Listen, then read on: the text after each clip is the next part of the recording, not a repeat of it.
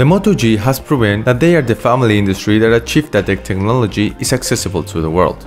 Today, we have the 5th generation and has a lot to give to still be the king of the mid-range smartphones.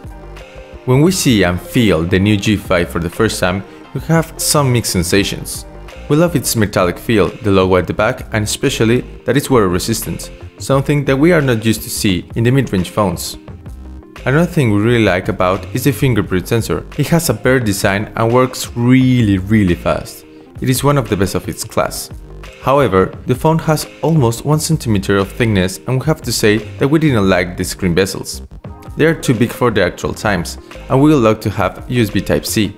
For the hardware of the Moto G5, we have the typical specs for the users that want a good phone without many pretensions.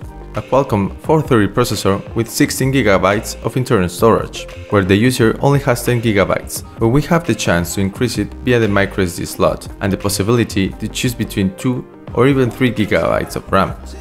The battery gave us good results, getting to the end of the day with a reasonable use, thanks to the 2800 mAh and the fast charging technology. All of these details make the phone to have a good balance of hardware for its price. But come on Lenovo, we were all waiting for the NFC chip, and you know it.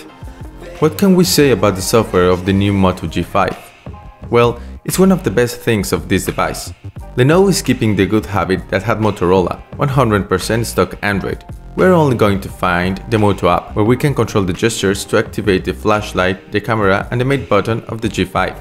The size of the screen is one of the things that got our attention about this new G5. The last version had 5.5-inch screen, and now we have to deal with only 5 inches. We have a 1080p resolution with 449 pixels per inch, more than enough for a screen of that size. However, the colors and brightness don't stand out. It has an IPS panel that works good, but we didn't fall in love as we expected to do with the older brother, the Plus version. Above the display, we have the speakers, preventing to cover it with our hands, but what we love about it is that it's pointing at us.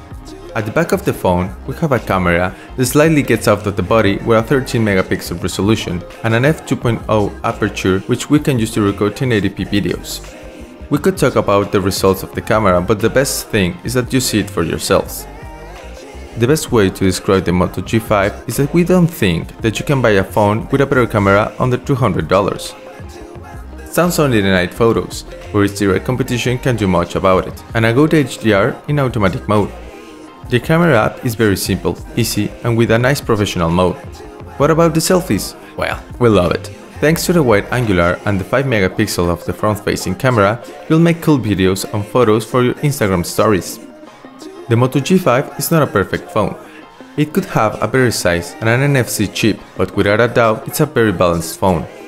It is one of those guaranteed purchases for those who are looking for a complete, simple, and last but not least, a good camera which is above the competition of the mid-range phones. Let us know what do you think about the new Moto G5. Do you guys like it? Are you going to buy it? Thanks for watching and see you soon.